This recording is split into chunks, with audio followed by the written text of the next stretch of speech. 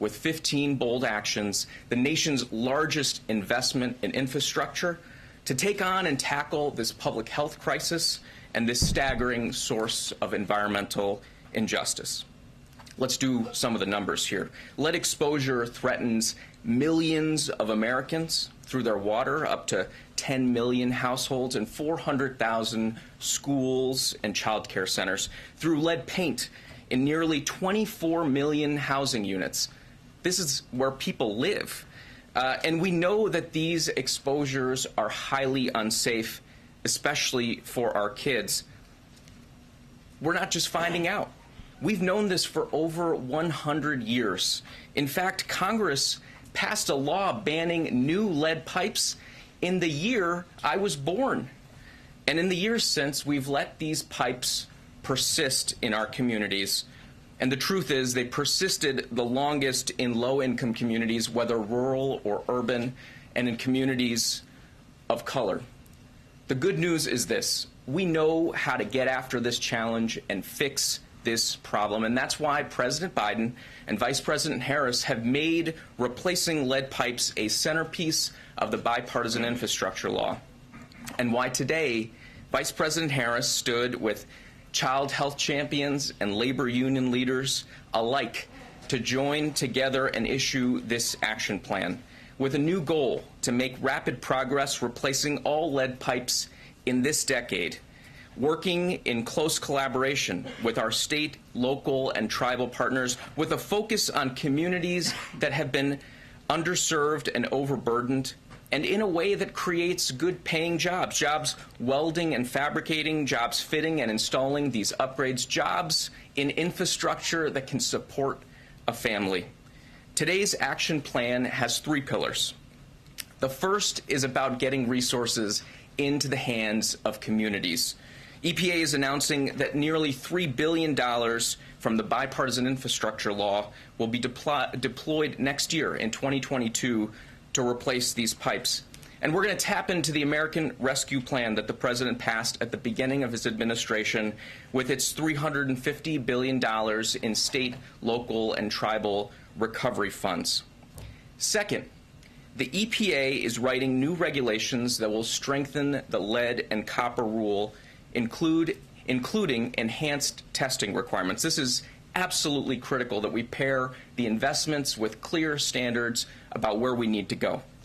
And third, we're marshaling tools from across our agencies, 10 of them bringing actions to the table so that we can tackle this crisis head on. And just as an example, we've got a cabinet-level partnership, a bunch of agencies coming together at the very top of the agencies, focused on lead remediation in schools and child care centers. We've got the CDC working overtime to make sure we close those gaps that we have in critical health screening. Across our federal housing portfolio, HUD, USDA, the Department of Interior, we are working to eliminate lead pipes and lead paint hazards.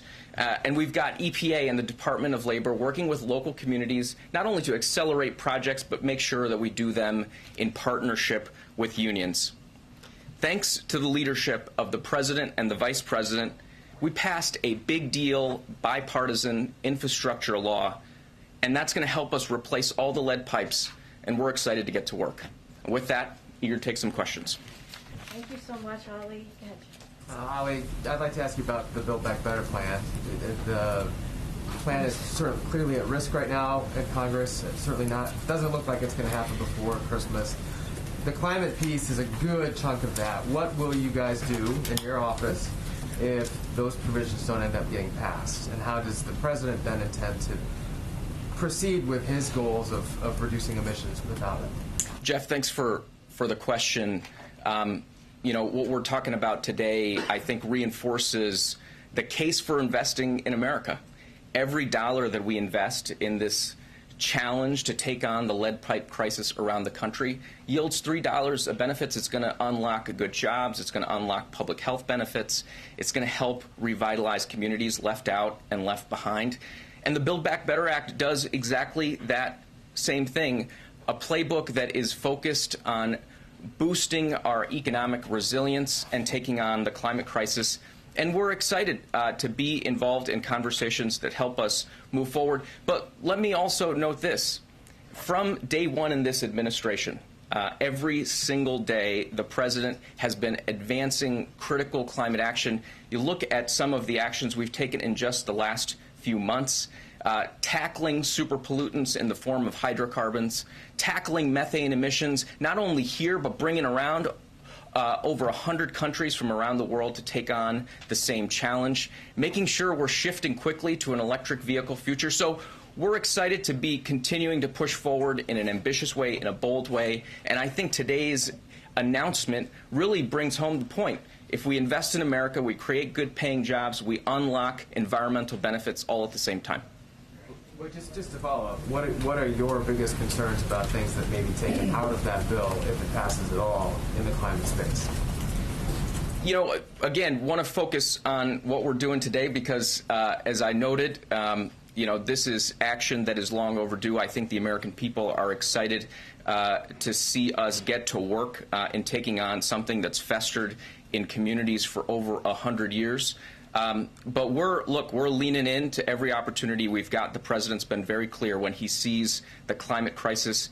He sees the motivation to move with the urgency and pace that's necessary at the scale that's necessary, and he sees jobs. And we're excited to be bringing those jobs into communities, helping sustain families all around the country. Ali, thank you for being here. The president had said he wanted $45 billion to deal with lead pipes and to deal with this issue in the infrastructure bill. Obviously, he got closer to $15 billion. You guys say that's still enough to deal with it 100%. How is that the case if you only got a third of the money you were looking for? Absolutely. Thank you for raising that question. One of the things that's been remarkable, and I think this is the case on lead pipes, I think this is the case on a lot of things. You look at electric vehicles, for example, in just this last year, and it's accelerated since folks got together on the South Lawn in August. We've had the Detroit 3 invest almost $100 billion into the electric vehicle future. The strength of this president's leadership, the certainty and clarity with which he has projected the vision, I think is bringing folks to the table with resources and creativity. And one example of that creativity is the American Rescue Plan, which included $350 billion to support state and local governments. We've got folks in Milwaukee who now have $6 million from that ARP funding that's supporting job training to help replace lead pipes. We've got folks in Duluth, Minnesota, $11 million from that American Rescue Plan going towards lead remediation. I grew up in Erie, Pennsylvania, so I'm particularly excited about the $6.5 million that Governor Wolf helped unlock so that Erie can get after some of the lead gooseneck issues that they've got in the community. So, one, we are seeing folks sprinting in this direction right now, right away. The second thing, and this is where the action plan comes in, is we've been working really hard to make sure that we're being inventive and creative in the way we go after this challenge. That means creating regional technical assistance hubs. It means making sure that we're standardizing contracting. We're using the best technology. We're using data tools to help bend the cost curve, because this doesn't have to cost as much as it's always costed. We have been learning along the way, and it's time to harness those learnings to deliver the solutions that the American people are looking for. April? Crunching the numbers a little bit more and drilling down a little bit more, when you talk about different areas, a lot of it's a heavy lift when it comes to piping and infrastructure and going into houses, going into streets. And then you have the paint in homes that's easier to remediate. Over these 10 years, can you give us the numbers, the anticipation of numbers that we're going to see when it comes to the remediation of pipes, lead pipes, as well as paint? Could you give us the stats that you have? Yeah, absolutely. We know today, we estimate that there are 6 to 10 million homes that are impacted by lead service lines, and we need to do everything that we can to move as quickly through that challenge as possible. But we also recognize, and I think it's important to be transparent about this, that a little bit of this is mapping the topography of the mountain as we're starting to climb it. We have to go out there. We have to collect the data. There are communities around the United States where we don't know where the pipes are. So those are estimates. We need to figure that out on the front end. That's why we're investing in the data and the community engagement to figure that out. But the goal is very clear. Within this decade, making sure we're getting after that challenge. And on the lead paint front, that is a place where we need to continue to accelerate and marshal investment. It's something where the Build Back Better plan actually does invest dollars, and we're using the resources we have already available to us. Talked about HUD, USDA, and also the Department of the Interior, which works in Indian country, making sure that we're making those resources available. But as you talk about climbing the mountain, do you still at least have a baseline of what you want to see accomplished over this decade? Yeah, the baseline is this. We've got $15 billion of funding in the bipartisan infrastructure law. We're going to move $3 billion of that next year. We're going to leverage that significantly. We're going to mobilize the resources we're already mobilizing through the American Rescue Plan that are creating jobs right now and improving quality of life and health conditions in communities like Duluth, like Milwaukee, like back home in Erie, Pennsylvania. We're excited about that work. Just real quick, Allie, and thanks for being here. You say $3 billion of the $15 billion will be sent out next year. Do you yet know when precisely, approximately, the first lead pipe will actually be removed from the building and replaced with a new one? We are seeing, Ed, thank you for the question, and I remember you from your Federal Eye days, so good to see you. It is throwback. It is so important that we start making this progress right away. And you look at, for example, the city of Pittsburgh, which now has a plan to get all the pipes out by 2026. The funds from the American Rescue Plan already mobilized and taking pipes out of the ground, replacing them with a safer alternative. These dollars will accelerate that effort, and I don't think we're skipping a beat here.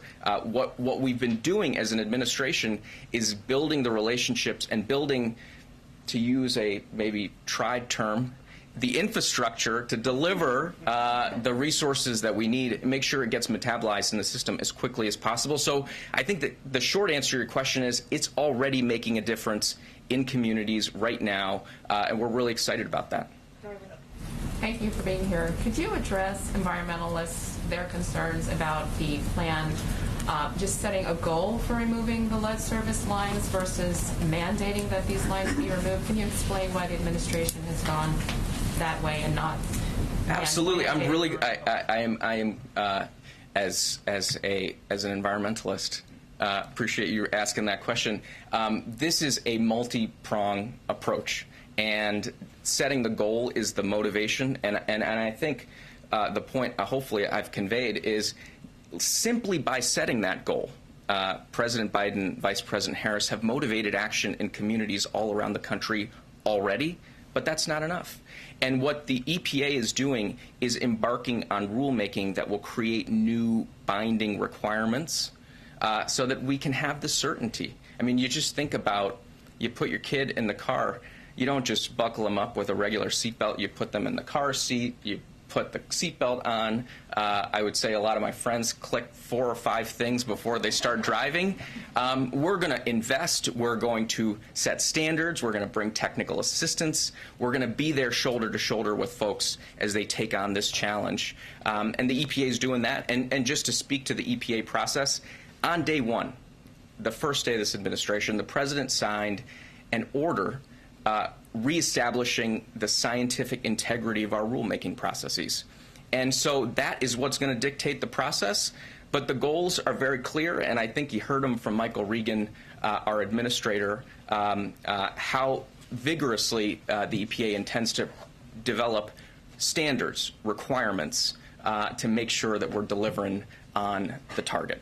Okay, we're going to take 2 more, Phil and Zolan after. I'm going to follow my good friend Jeff's lead and broaden it out a little bit, if you don't mind. Given the scale of the administration's climate ambitions, of which this is very much a good example of, have you guys felt any constraints on the regulatory side by concern over securing one vote in particular in the United States Senate in terms of what you're able to do, how far you're able to go in terms of your agenda on the climate side broadly? You know, one of the things that's been constraining, and I don't think folks write about this enough, is the incredible hollowing out of the U.S. government as we came in. And one of the things that folks at EPA and other regulatory agencies have had to do is build up that strength, that capacity to be able to do the analytical work to underpin regulations. To the point earlier, we've got to make sure that these regulations are grounded in the best science and the best data, the best engineering work. But if you look at our record, I just tick through some of the sectors. You look at the industrial sector, we finalized regulations that will take hundreds of million metric tons out of the air in the form of hydrofluorocarbons avoided. You look at the oil and gas sector, we proposed the most sweeping methane action strategy and rules requirements around reducing methane emissions. And we went and we galvanized the rest of the world to come along with us, over 100 countries joining that ambition. You look at the auto sector, which is going through transition. We've been at the table, and this is because of the leadership of the president and the vice president. We've been at the table with the automakers, with the environmentalists, with the engineers, with the scientists, and with our brothers and sisters in the UAW, and we forged historic standards that will reach further than ever before on electric vehicles and on fuel economy. So you just tick through it, sector by sector. We've made tremendous progress.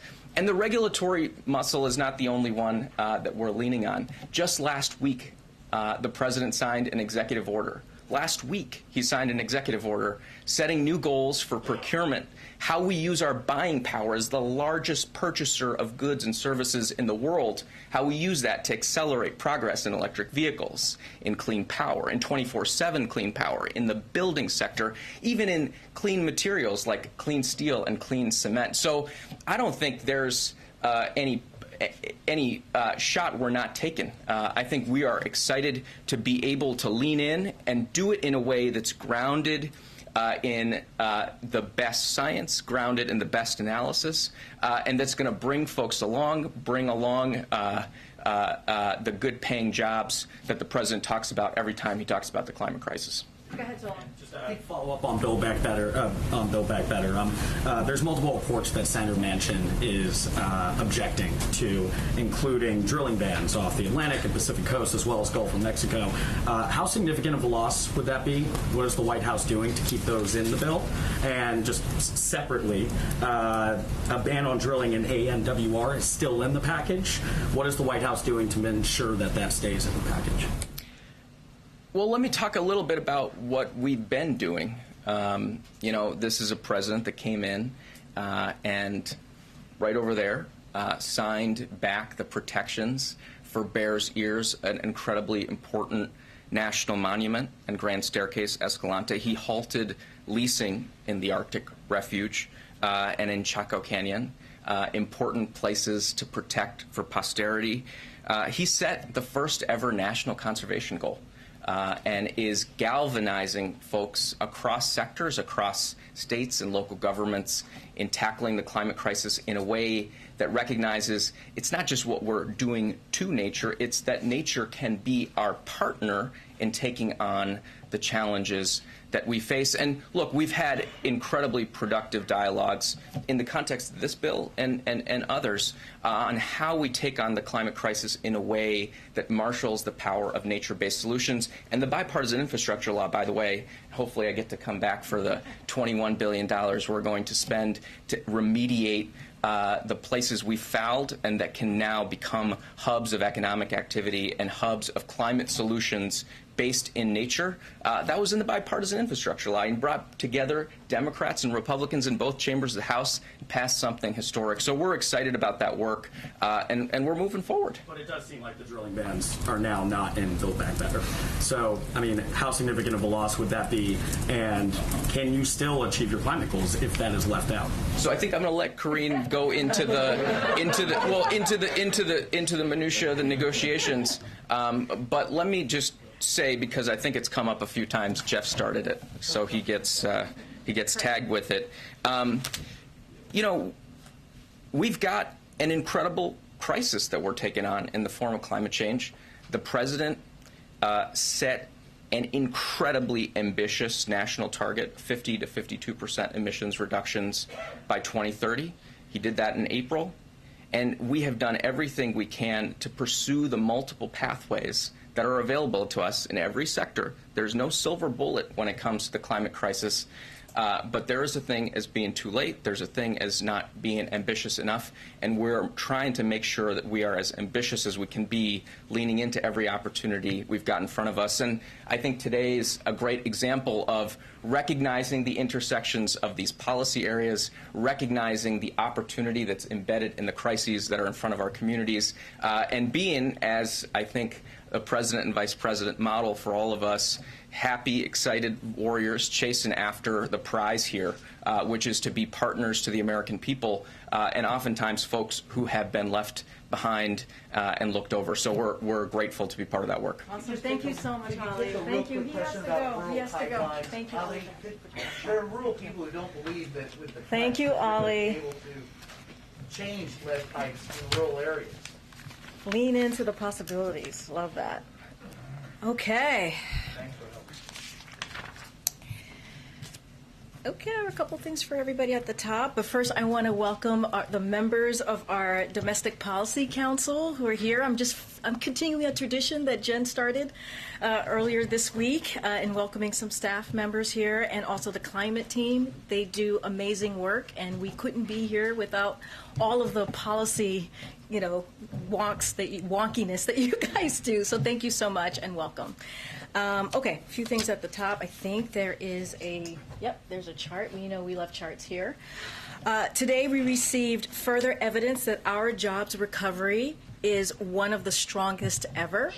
The average number of Americans filing for unemployment over the last 4 weeks is now at its lowest level since 1959. As you see, 69, pardon me, 69, giving ourselves 10 extra years, but I meant 69 here. We've added nearly 6 million jobs this year, the most any first-year president in history, and the number of people receiving unemployment benefits has dropped from 18 million to 2 million since President Biden took office. Thanks to the American Rescue Plan and our successful vaccination program, Americans are back at work at a record-setting pace. And families have more money in their pockets. Americans on average have about $100 more in their pockets each month than they did last year after accounting for inflation. But even as we built an historic jobs and economic recovery, we have dealt with rising prices and supply chain challenges because of the pandemic, along with every other developed economy. Fighting that inflation and lowering costs for the middle class is the president's top priority. While other countries face similar challenges, America, uniquely in the world, is racing ahead with more jobs, more growth, more new small businesses, applications, and more opportunities, allowing us to tackle rising prices from a strength of position. President Biden has taken strong progressive measures to combat these actions with a port action plan, the largest release from our Strategic Petroleum Reserve ever, and actions to combat anti-competitive price gouging, including the industries that affect food prices. And today, the administration builds upon the president's port action plan and recent investments in our nation's marine highway system with new actions to strengthen America's trucking workforce, another critical link in our supply chain.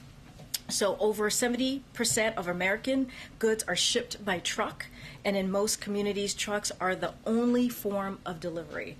The Truck Action Plan will cut red tape, make it easier for people to get commercial licenses, expanding trucking apprenticeship, and launch outreach efforts to recruit new drivers, including by reaching out to veterans who already have the skills and experience to fill these jobs.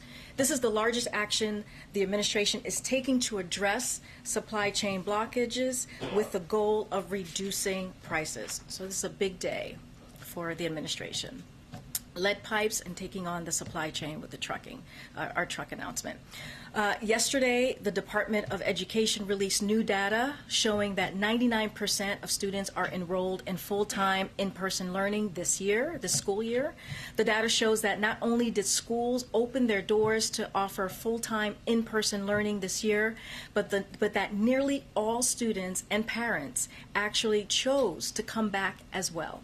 This is very good news and in alignment with one of the president's top priorities. It's why he pushed so hard to pass the American Rescue Plan, which is giving schools funding to continue implementing mitigation measures, as well as help get students back on track. This week, Secretary Cardona also visited Baton Rouge and highlighted how American Rescue Plan funds can be used for tutoring, hiring additional educators, and putting in place other supports to help students recover and accelerate their learning. And last but not least, today, Deputy National Security Advisor for Cyber Ann Neuberger and National Cyber Director Chris Inglis put out a letter to directly communicate with CEOs and business leaders around the country about the specific steps they can initiate now to reduce the risk for their organizations during this time of heightened risk and into the new year. Some examples of these steps include changing passwords and mandate multi-factor authentication, backing up your data, and ensuring you have an incident response plan in place. There's not a specific threat we are tracking, but historically, we have seen breaches around national holidays because criminals know that security operations centers are often short-staffed, delaying the discovery of intrusions. And with that, I give it to you. Go ahead. Thanks, Karine. Is there any comment on the release of the U.S. missionaries who were held in Haiti? Was the U.S. government involved in getting them sprung? So we welcome reports that they are free and getting the care that they need after their ordeal, clearly. We are thankful for the FBI, the State Department, and Haitian law enforcement officials who have been working tirelessly to get these missionaries safely home. As Jake Sullivan said when this ordeal began, the president received daily updates on this issue. The U.S. government has been working tirelessly over the past 2 months to get them released and get them the medical care and support they need after an ordeal like this. Protecting the welfare of Americans overseas and freeing Americans held against their will is a top Biden administration priority. For any specifics on the details of this, I would refer you to the Department of State. And then today, the president had a conversation with several senators about voting rights. Can you, talk a little bit about that, the senators that he was talking to, and how did that conversation come together in the first place? Was it initiated by the White House or the senators? So today, the president, as you just mentioned, Darlene, and the vice president met virtually with Democratic senators to discuss voting rights. The senators provided an update on their progress, and the president and the vice president reaffirmed the importance of acting to ensure that every American can vote and have that vote be counted. The members they spoke with include Senators Schumer, Kaine, King, Klobuchar, Manchin, Merkley, Tester, and Warnock. The president has been getting regular updates on this from his team, who all of us have made voting rights a priority. And one last one. Yesterday, he was asked a question in Kentucky, and he said that if we can get congressional voting rights done, we should do it. If we can't, we've got to keep going. There's nothing domestically more important than voting rights. It's the single biggest issue. Was he speaking generally about voting rights in the sense that if we can get it done, we should do it? Or was he trying to say that Build Back Better should now take a back seat and voting rights, the Senate should? That's a jump. Well, it would be. That's a jump. So let me just lay a couple of things out for you. The president has made clear that the systematic effort to deny people the right to vote in this country is just plainly wrong, unconstitutional, and goes against the very foundation that our democracy was built on. The president believes the right to vote is the cornerstone of our democracy and has repeatedly urged Congress to act to protect the right to vote and access to voting. He has addressed this issue in front of Congress. He has addressed this issue privately with members of Congress and senators, as I just read out, and of both parties he's done this. He has addressed this issue with civil rights leaders at the White House. And so, protecting the cornerstone of our democracy should not be a partisan issue, but sadly, what we're seeing is that this has been the case. So in the past, voting right has been a bipartisan issue. So my question to Republicans are, how has this changed? Why has that changed? So as the president said yesterday, to your point, there's nothing more urgent than passing voting rights and getting that done. Anyone who knows this president has followed his career on voting rights and knows this belief is core to who he is, and we will continue to work with Congress to get this done, and he's going to continue to focus on it, and so will his team. Follow on that. Thank you. Earlier this week, the White House described talks between the President and Senator Manchin as constructive and productive, but sources on the Hill say that these talks have actually been going, very poorly, and it does now appear that Build Back Better doesn't have a path forward this year. So I'm wondering, how now would you describe the conversations between the two, and what, again, were those areas of productivity earlier this week? So, as you all know, we don't go into specifics. We have a policy of not talking about private conversations, and even Manchin said that himself. Person-to-person conversations should be kept private. So the president discussions with lawmakers outside of readouts that we have, usually we keep that promise. So I don't have any more details to offer beyond what we've said this week. The president is determined to get this done as soon as possible. We're talking about cutting costs for American families. We're talking about child care, elder care. We're talking about prescription drugs, lowering the cost of prescription drugs, which is so critical and important to American families and just to Americans across the country, and also universal pre-K. All these things are critical, and that's what the president is going to continue to focus on. And I'm hoping you can clear something up here when it comes to the question of 2024. The vice president did an interview with the Wall Street Journal, and she was asked if she assumed that Biden would run again. And she didn't say yes. She just said that the two of them hadn't talked about it. Of course, you all and the president himself has said that he does plan to seek re-election. So what's the disconnect here? Why? I can't speak to a conversation that the vice president and the president has. I could only say and reiterate what Jen has said and what the president has said himself, that he is planning to run for re-election in 2024. I don't have any more to add. But just to be clear, when the president says he plans to run again, he means with Harris on the ticket? Yes, he does. There's no change. Yes. Go ahead. Karine, can you give us a sense of where the White House sees Build Back Better right now? Do you expect to get any more progress before the end of this year, or is it likely now, from your perspective as well, to be done in 2022? As you know, we love process questions here. Let's see. Glad to provide. So, look, there are a number of conversations happening behind the scenes, and I'm just not going to get. I'm not in a position to give you an update or to get ahead of what the process is going to be here today. What I can reiterate how important getting Build Back Better done. This is a priority for the president to lower cost again for Americans, as I just listed out: child care, elder care, prescription drugs, universal pre-K. All of these things are highly critical to American families, and that's what they want us to see us do, is to deliver, and that's going to be our focus. And then one more on COVID. The variant is raging. Deaths and cases are up in this country and worldwide. The president unveiled his winter plan a few weeks ago. Broadly, given where the cases are right now, does the White House feel that its strategy is working? So we know that the tools that we have in place indeed works, right? And the president, what he did with his winter plan that he put out a couple of weeks ago is just to build on that, build on what we know works. So our commitment just to lay out a little bit here, is to sharing information transparently and as expeditiously as we can.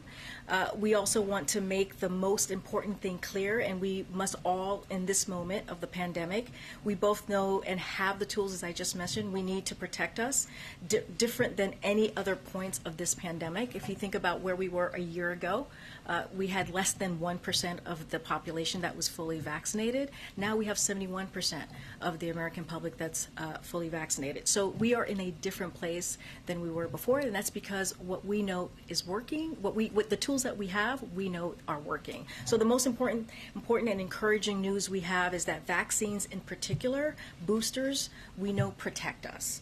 And thanks to the president, they are widely available. So yesterday, Dr. Fauci told the American public that the existing vaccines are optimal for our protection against Omicron, so we need to get everyone who is vaccinated now boosted. We've made them readily available. They're free. And through the winter plan, as I just mentioned, we have AARP doing extensive outreach to our most vulnerable, pharmacies doing proactive outreach and expanding availability, and have a continued ramp up paid media campaign driving Americans to their boosters. We also know it's critical Americans not lose sight of masking indoors where CDC recommends this. We've been clear that we must follow this simple measure we know helps to stop the spread. And beyond vaccine effectiveness, we're looking at transmittable severity. We know vaccines and importantly boosters are critical, as Dr. Fauci also messaged. So we also know this is more transmittable variant, the Omicron, and so we have to do everything that we can to get people vaccinated quickly and get boosted, and also boosted as quickly as we can. So we're just going to continue pushing forward the plan, the tools that work to get Americans vaccinated and boosted. Just back to Build Back Better for a second. Some senators emerged from their lunch today suggesting the president himself would have a little more to say about the future of Build Back Better later today. Is that something we should still be anticipating? So I don't have anything to share with you. Clearly, if the president has more to say, we will let you all know, but I don't have anything at this moment. Before you came out here, speaking of boosters, and it may have crossed paths with you guys coming out here, the CDC, vaccine advisors to the CDC apparently voted unanimously to recommend people seeking vaccines or boosters go with Pfizer or Moderna instead of Johnson & Johnson. Yep. The CDC director will have to make a decision ultimately, and should be announced later today, I guess. I'm just curious at this point, what would be the message to somebody who has a J&J shot, and is it responsible for the United States to continue distributing that shot not only in this country but around the world if the vaccine advisors are saying that? So as you know, ACIP is an outside advisory panel. So the ACIP regularly meets to discuss the vaccines and clinical usage, as Dr. Walensky said yesterday. So it's not unusual. This is regularly happening. Whatever decision they come to will go then to Dr. Walensky, and we will follow her guidance once we get that. But what we know right now and can focus on is that the importance of getting vaccinated and boosted, as I just laid out, we have 3 effective vaccines available to people widely around the country. And right now what we know, it is critical to get vaccinated and boosted to protect yourself from Omicron. So that's what we know at this moment, is that we have 3 that are effective. If she were to come back and say, and this is a hypothetical, I want to stress that. Yes, I know we it is a love hypotheticals in this room. hypothetical. We do not like hypotheticals in this room. Do we know whether she could say we shouldn't be giving out J&J anymore, and how quickly it could be removed from the market? I can't get ahead of what Dr. Walensky is going to say. We follow the science. We listen to the public health experts. That's our motto here, the North Star, if you will. And I'm going to leave it to Dr. Walensky. Yeah.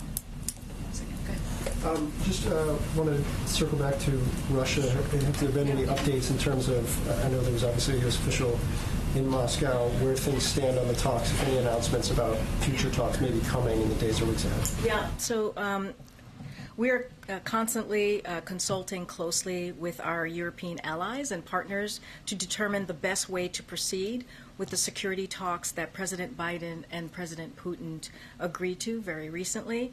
Today, National Security Advisor Sullivan had a call with his B9 counterparts. Yesterday, he spoke with Russian Presidential Foreign Policy Advisor. Today, Assistant Secretary of State Karen Donfried is in Brussels meeting with NATO allies to brief them on that conversation and on her meetings in Kiev and Moscow, which she had this week. Our focus continues to be diplomatic progress and de-escalation. That is the most important thing here. We believe progress is possible on ending the conflict in eastern Ukraine through implementation of the Minsk agreements in support of Normandy format. So that is our focus right now. And then just one more on circling back to Build Back Better. I know the president's a veteran of these types of things, 36 years in Senate Vice President. Does he view this as just kind of a step in the process? Is it a setback? What's kind of his perspective on where things stand right now in these talks? Yeah, so I just to step back for a second and look at the big picture of what we've been dealing with here.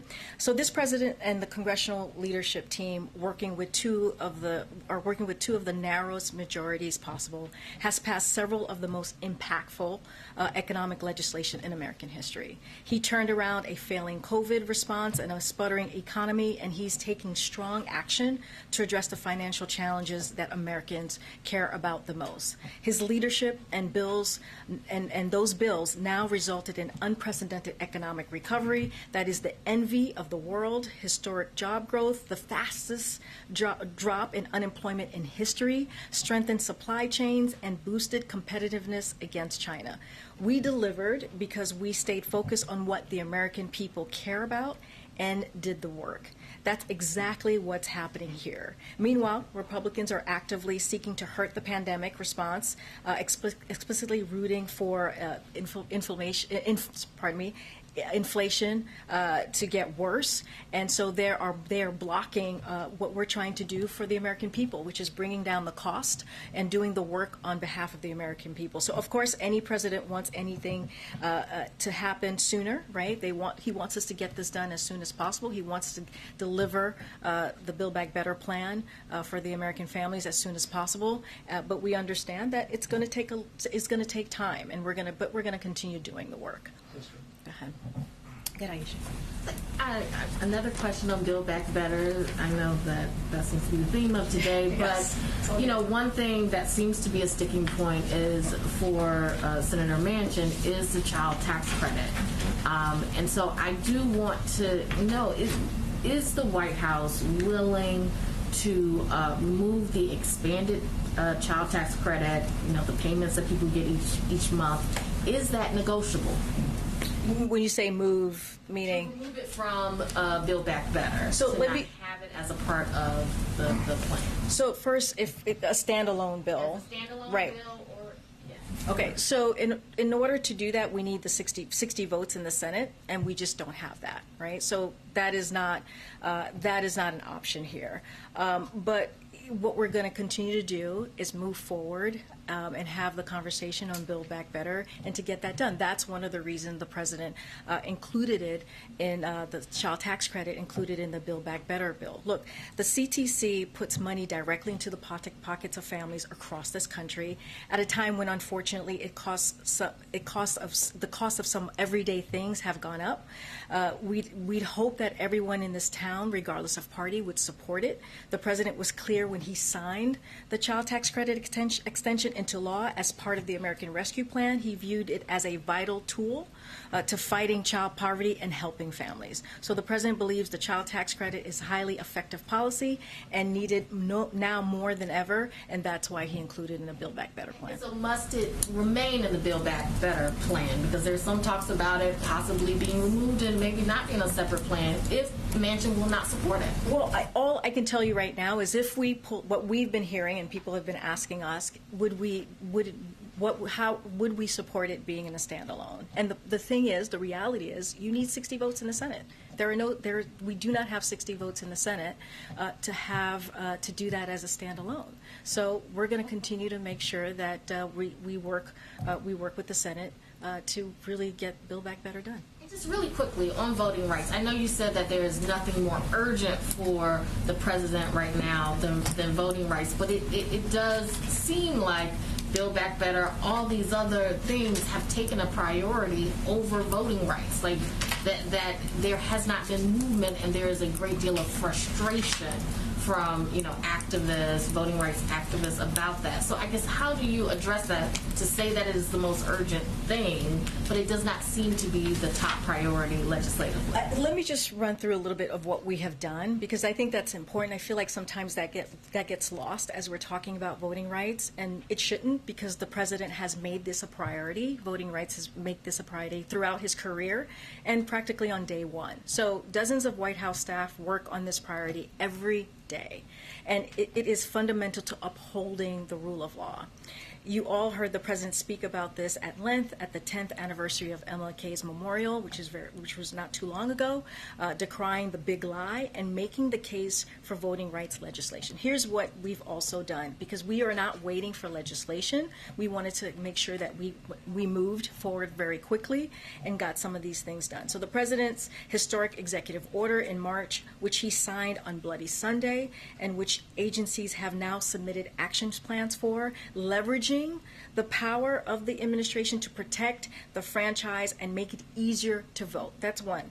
DOJ has been doubling their voting rights staff at the Civil Rights Division, as well as taking steps to ensure compliance with voting rights statutes, launching a task force to combat the increase of threats against election officials and election workers, and issuing guidance on a variety of issues pertaining to fair and secure elections. And the president appointed the vice president at her request to lead this administration-wide effort using the bully pulpit and convening power to the White House. So the president believes the right to vote is critical. It's crucial to the health of our system of government. So that's what we've been doing. So I don't want that to get lost. I'll get to you in a second, April. Thanks, Karine. I wanted to also follow on this child tax credit issue with Joe Manchin. I remember a couple of months ago we were sitting on a tarmac, delayed because the president, with much fanfare, came out and announced that he had a framework that had sort of sign off from senators. And then this week we've learned that Joe Manchin has either asked for child tax credit to come out or sort of pitched a 10-year child tax credit that would cost 1.4 of his $1.75 trillion. So based on that, has Joe Manchin sort of reneged on a commitment that he made to the president when you guys made that announcement, or did you not actually have the announcement in hand before we Look, Justin, as I said, I'm not going to get into private conversations. Certainly not going to lay out what has been negotiated or not negotiated. I'll let Senator Manchin speak for himself on what he wants included or not and where he sees this. And then on COVID, in response to Jeff, you said that the tools that we have are working. And I take the point that if you're fully vaccinated and boosted, the chance of severe harm from COVID to you, your personal risk is relatively low. But that doesn't describe a majority of Americans. And just in the last 2 weeks, we've seen cases up 40%, deaths up more than a third. And so I'm wondering, in light of that, are you guys still categorically ruling out the possibility that we might see lockdowns this winter, especially considering how boosters have not kind of had the uptick that we would need to see here? And are there going to be any operational changes here at the White House? Obviously, the president, 79 years old, he's been boosted, but the virus is swirling in a way that we haven't seen probably in a year. Look, as it relates to shutdowns, which is what I was trying to convey to Jeff as he asked me this question. Look, we've been very clear. Dr. Fauci has been very clear. Our public health experts have been very clear. We know what works, and we're going to continue to do what works, which is making sure that we do everything we can to get folks vaccinated. We're at 71% of people being fully vaccinated. That's a huge difference to where we were a year ago. As I just stated, a year ago we were at less than 1%. We're at 83%, more than 83% of people who have at least one shot. So we're doing the work to get us there. With boosters, about more than 50 million people have gotten that booster shot. The president laid out his winter plan about 2 weeks ago to really talk about those the 12 tools, additional tools to build on what's working, to make sure that we offer it, the American public feels like they have that access and feel comfortable in getting that booster shot. So it's important. We got to make sure that we take care of our seniors, our most vulnerable. So that is what we know. We listen to the science. As I said, that is the North Star for us. We listen to health officials, and so we're going to continue doing what we know works and continue to talk to the American public about that. Go ahead, Peter. Thanks, Corinne. First, a little before you came out here, report crossed. Why is the administration suspending talks for cash payments to the families of illegal immigrants separated at the border? If the president has said you lost your child, it's gone, you deserve some kind of compensation no matter the circumstance. Did he change his mind? Does he no longer think that these people need compensation? So, Peter, it's ongoing litigation, so I would refer you to the DOJ. I can't speak about it from here. Okay, a question about crime recently. The mayor in San Francisco is now trying to add police funding because when she pulled it to reinvest in communities, crime went way up. So would President Biden, as the leader of the Democratic Party, advise Democratic mayors not to pull money from police budgets? So I can say this. It is absolutely unacceptable when gun crimes are taking lives, when families don't feel safe going to the park or their local schools, when thieves feel impunity in stealing from retailers. So we applaud the mayor making sure that there is more police presence in the city to protect Americans. So if you're a mayor, this is what we say to local leaders, if you're a mayor or a local leader, there is a crime problem in your community, we think you should step up and do something about it, just as many mayors are already doing. And we've made clear that we're going to offer federal support to help you do that and to keep communities safe.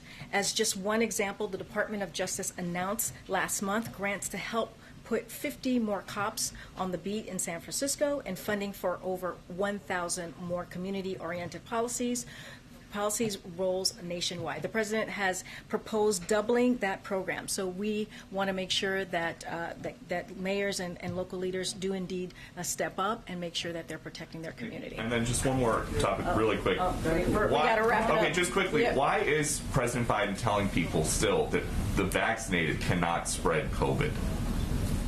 Can you say more? Yeah, in a local interview on Tuesday, he said, how about making sure you're vaccinated so you do not spread the disease to anybody else? The CDC says people who get vaccine breakthrough infections can be contagious. Well, I'll say this. I didn't hear this interview, so I would have to see it in its full context. What I know and what the president believes is that we have to listen to the science, we have to listen to our public health officials, and that's what the president believes. Thank you. Oh, in South Carolina? Yes. What's the topic? Is he talking about voting rights? I will have more to share with you on that later, but we know we have to go. And if you want, you can come and see me in the back, and I can get you more information. Thanks everybody. Thank you. Thanks, everybody.